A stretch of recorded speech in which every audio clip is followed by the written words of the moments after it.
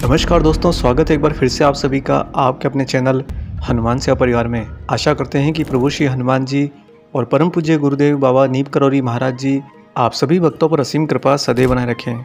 दोस्तों, कभी कभी जीवन में ऐसी परिस्थितियां भी उत्पन्न हो जाती हैं जब जो सामने हमें हानि होती है, जो नुकसान होता है, जिस दुर्घटना का हम शिकार हो जाते हैं, उसके बाद हमारे पास में कोई और चारा नहीं होता कि उसके साथ ही आगे चलें।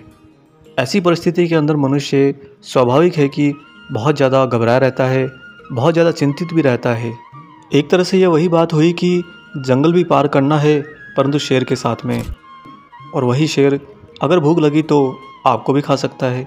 ठीक बिल्कुल इसी तरह से जब परिस्थिति बिगड़ ही गई है, समय खराब हो ही गया है, दुर्घटना घट ही गई है और इसके साथ आगे बढ़ना है, तो मनुष्य को एक ख्याल आता है कि हो सकता है कि यही दुर्घटना मुझे और ज़्यादा बुरी तरह से ले डूबे। अब ऐसी परिस्थिति के अंदर वो मनुष्य क्या करे? जो मनुष्य भक्ति की राह पर चलता हो और भक्त हो। इसके साथ ही यह भी स्वाभाविक है कि हो सकता है ऐसी परिस्थिति आपके जीवन में भी आई हो, एक बार आई हो या अनेक बार भी आई हो। तो आने वाले समय में भी हो सकता है कि उसकी संभावना है कि दोबारा भी वो परिस्थिति या कुछ इस तरह की घटना घट जाए जहाँ पर पीछे लौटने का आपके पास में कोई भी विकल्प ना हो। और ऐसी परिस्थिति में भक्त अपने भगवान, अपने गुरु को नहीं छोड़ सकता और गुरु और ईश्वर अपने भक्त को कभी नहीं छोड़ सकते। बस दोनों के बीच में एक अनजानी सी चुप्पी बन जाती है। भक्त ये सोचता है कि मेरे ईश्वर तो हैं, मेरे गुरु तो हैं, लेकिन मैं इस दुर्घटना घटने के बाद में और ख़राब परिस्थिति होने के बाद में इसी के साथ जब चल रहा हूँ तो पता नहीं वो कब साथ देंगे, या मेरे भाग्य में ही और ज़्यादा गर्त में जाना लिखा होगा तो वो मेरा साथ नहीं भी देंगे। और दूसरी तरफ एक भक्त ऐसा भी कर सकता है कि मेरे गुरु, मेरे भगवान के रहते अगर मेरे जीवन में ऐसी घटना घट गई है, ऐसी दुर्घटना आ गई है, तो आगे मुझे अब और ज़्यादा कोई अपेक्षा नहीं। मैं नहीं सोचता कि भगवान और गुरु मेरे लिए कुछ और भी करेंगे। इन्हीं असमंजसताओं के बीच में जब भक्त फंस जाता है तो उसके पास किस तरह से समाधान आएगा, इसके लिए हम आपको आज महाराज जी की एक सत्य घटना सुनाएंगे। इस घटना को पूरा सुनने के बाद में आप बहुत ही आसानी से महाराज जी के द्वारा ही, महाराज जी की ही कृपा से ये बात समझ जाएंगे कि ऐसी परिस्थिति में वास्तव में एक भक्त को क्या करना चाहिए। मुख्यतः ये भी पाया गया है दोस्तों कि जब परिस्थिति पूरी ख़राब हो जाती है, सब कुछ ध्वस्त हो जाता है, बिगड़ जाता है, तो उसके बाद में अधिकांशतः यानी कि 99% से भी ज़्यादा लोग वापस लौट आते हैं। जैसे कि कहीं आपका घर है, जल गया है, तो लोग उसको छोड़कर शहर चले जाते हैं, दूसरी जगह पर जाकर कुछ किराए की व्यवस्था करके रहना शुरू कर देते हैं और ज़िंदगी को एक नई दिशा में ले जाने का प्रयत्न करते हैं। ये तो हुआ एक उदाहरण, परंतु अनेक ऐसी घटनाएं हमारे जीवन में घटती है जहाँ से वापस हम लौट आते हैं। तो महाराज जी की इस आज की घटना के अंदर आपको यह भी प्रेरणा मिलेगी कि वास्तव में भक्त को ऐसी स्थिति में क्या करना चाहिए। आइए अब ले चलते हैं आपको सीधा महाराज जी की इस बहुत ही अलौकिक और दिव्य घटना पर। दोस्तों, एक बार महाराज जी कार के द्वारा कश्मीर जा रहे थे। उनके साथ में उस समय मात्र एक भक्त था जो गाड़ी चला रहा था, ड्राइवर था। रास्ते में अचानक से कार का क्लच खराब हो गया। तब ड्राइवर ने एक छोटे से गांव के पास ही गाड़ी रोक दी, क्योंकि क्लच स्लिप हो जाने से आगे के पहाड़ी रास्ते पर खतरा पैदा हो सकता था। फिर ड्राइवर ने आसपास के लोगों से पूछताछ करी और जैसे तैसे करके एक मिस्त्री ढूंढा गया जो कि कार की जानकारी रखता हो। लेकिन जब वह मिस्त्री आया तब वह क्लच ठीक करने की जितनी कोशिश करता, उतना ही ज़्यादा क्लच और ज़्यादा ख़राब होता जाता। हार मानकर उस मिस्त्री ने हाथ खड़े कर दिए और वापस लौट गया। जब उस वक्त ने कार रोकी थी तब बाबा कार से उतरकर नज़दीकी एक पेड़ के नीचे बैठ गए थे और अपने ही राम धुन में खो गए थे। जब इस मिस्त्री के द्वारा ये कार्य नहीं बना तो ये ड्राइवर वापस आता है बाबा के पास में और बोला कि महाराज जी, अब क्या किया जाए। बाबा ने सलाह दी कि ऐसा करो, किसी ट्रक के पीछे कार को बांध देते हैं, बस पूछ लेना कि वह ट्रक कश्मीर तो जाता है, फिर हम उसी ट्रक के साथ कश्मीर तक पहुंच जाएंगे। ड्राइवर ने कहा कि ठीक है बाबा, मैं कोशिश करके देखता हूं। फिर से वह ड्राइवर सड़क पर आया और राह देखने लगा कि कोई ट्रक उनकी दिशा से आता हुआ आगे कश्मीर की ओर जा रहा हो। काफ़ी समय हो गया, जितने भी ट्रक उसकी दृष्टि में आए वह सारे के सारे दोस्तों कश्मीर से लौट कर आ रहे थे। यानी कि विपरीत दिशा में आते ट्रक उसे दिखाई देते थे, लेकिन अपने दिशा में कोई एक भी ट्रक नहीं आया। ऐसे इंतज़ार करते करते तकरीबन 20 से 25 मिनट बीत गए और वह ड्राइवर भक्त भी परेशान हो गया। फिर से लौटकर महाराज जी के पास आया और बाबा को आकर बताया कि महाराज जी, कोई ट्रक नहीं आ रहा, अब क्या करें।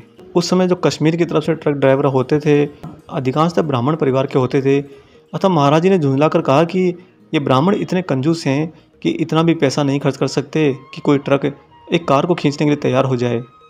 बाबा ने कहा कि तुम्हारे पास में कितने पैसे हैं? उस भक्त ने अपनी जेब टटोली और कहा कि महाराज जी लगभग 1000 रुपये जितने तो हैं। तो बाबा ने कहा कि एक काम करते हैं, जो कोई दूसरी बस कश्मीर की तरफ जाने वाली आ रही हो उस बस के ड्राइवर को कुछ पैसे देकर बात कर लो कि वह इसका खर्चा ले लेगा। तब भक्त ने आती ही बस को रोक कर पूछा कि तुम हमारी गाड़ी को लेकर चलोगे क्या? अच्छी बात यहाँ पर यह थी कि उस ड्राइवर ने पैसे लेने से मना कर दिया। उसने कहा कि ठीक है, तुम और तुम्हारे साथ आए वो बाबा परेशान से लगते हो, अतः मैं तुम्हारी गाड़ी को पीछे बंधवा कर ले चलता हूँ। तुम एक काम करो, एक मोटा सा रस्सा कहीं से इंतजाम कर लो। महाराज जी के साथ आया भक्त वहीं गांव के दुकान पर गया और वहां से एक मोटा सा रस्सा उसने खरीद लिया। वापस आकर कार को बस से बांध दिया, लेकिन जैसे ही बस चलने को हो रही थी तभी सामने से एक बस कश्मीर की दिशा से आती दिखाई दी और उसके ड्राइवर ने बस रोक कर इनकी बस वाले ड्राइवर से बात करी और उससे कहा कि तुम कार बांध कर लेकर जा रहे हो, आगे तो चेक पोस्ट है, इसलिए कार को खींच कर ले जाना तुम्हारे लिए खतरे से खाली नहीं होगा, बाकी तुम देख लेना। ऐसा कहकर वो सामने वाला बस ड्राइवर अपनी बस लेकर चला गया। लेकिन जिस बस के साथ में बाबा के भक्त ड्राइवर ने अपनी कार बांधी थी वह सोच में पड़ गया और उसने कश्मीर ले जाने से मना कर दिया। उसके जाने के बाद में संध्या हो चली और अब तो अंधेरा भी हो चला था। बाबा तो पेड़ के नीचे बैठे हुए बस अपने ही राम धुन में खोए थे। बस ये भक्त ही सारी जद्दोजहद कर रहा था कि कोई तो रास्ता निकले। उसने जाकर गांव में जांच करी तो पाया कि इस गांव में तो कोई होटल भी नहीं है जहां पर रुका जा सकता है। अतः इस बार वह पूरी तरह से हार गया कि सारे दिन के करे प्रयत्नों के बावजूद में, यानी कि जब संकट आया, परिस्थिति खराब हुई, दुर्घटना घटी, फिर भी कोशिश करने लगा कि कहीं आगे के लिए रास्ता बने। लेकिन पूरा दिन चला गया और उसे ये समझ में आ गया कि सब कुछ मेरे ही खिलाफ है, मेरे ही विपरीत है। अब वह वापस महाराज जी के पास आता है और हाथ जोड़कर बाबा से बोलता है कि महाराज जी, अब तो रात भी हो गई और इस गांव के अंदर कोई होटल या विश्राम गृह भी नहीं है जहां पर हम लोग रुक सकें। अब हमारे पास में तो सिर्फ 3 ही विकल्प हैं। बाबा मुस्कुराकर पूछते हैं कि बता बता। दोस्तों, वो ड्राइवर वक्त हाथ जोड़े हुए महाराज जी से कहता है कि बाबा, पहला विकल्प ये है कि हम यहीं पर बिना कम्बलों के रात गाड़ी में गुजार लें। दूसरा विकल्प ये है कि हम सामने की दिशा कश्मीर की तरफ से आते किसी ट्रक से अपनी कार को बांध लें और वापस लौट चलें। और तीसरा विकल्प मुझे लगता है महाराज जी कि हम वैसे ही आगे चलें। यहाँ पर जो तीसरा विकल्प ड्राइवर ने कहा, उस तीसरा विकल्प सुनाने का भक्त का यह आशय था कि बाबा, आपकी ही शक्ति के सहारे अब आगे को बढ़ा जा सकता है। बाबा ने मुस्कुराते हुए 3 अंगुलियां उठाई, यानी कि तीसरा विकल्प चुनने के लिए कहा। फिर क्या था, ड्राइवर कार में बैठा, महाराज जी भी बैठे और कार उसने स्टार्ट करी और उनकी कार चल दी। दोस्तों, आपको आश्चर्य होगा कि श्रीनगर पहुंचने तक न तो गाड़ी रास्ते में कहीं खड़ी हुई, न ही क्लच के इस्तेमाल करने की कोई नौबत आई और यहाँ तक कि इतने लंबे सफ़र में कहीं भी पेट्रोल भी नहीं डालना पड़ा। सामान्य परिस्थितियों में ऐसा असंभव ही नहीं बल्कि पूर्ण रूप से असंभव है। यहाँ पर भक्त ने जो तीसरा विकल्प सुझाया था कि अब कोई और चारा नहीं, आपके सहारे ही आगे बढ़ा जाए, आप ही के साथ में आगे बढ़ा जाए। जब सब कुछ ही खराब है, सब कुछ ही विपरीत दिशा में है और सिर्फ हानि हानि हो चुकी है, तो इस हानि के साथ आगे तो बढ़ा जाए, लेकिन आपके साथ, वो भी अकेले नहीं। अगर अकेले भक्त और इंसान आगे बढ़ता है तो हो सकता है कि उसकी परिस्थितियाँ उस पर थोड़ा इतना ज़्यादा और दबाव दे दें कि जिनके चलते उसका मस्तिष्क उसे किसी विपरीत यानी किसी तीसरी दिशा के अंदर लेकर चला जाए, जहाँ पर उसके सारे के सारे प्रयत्न आने वाले समय में व्यर्थ हो जाएं।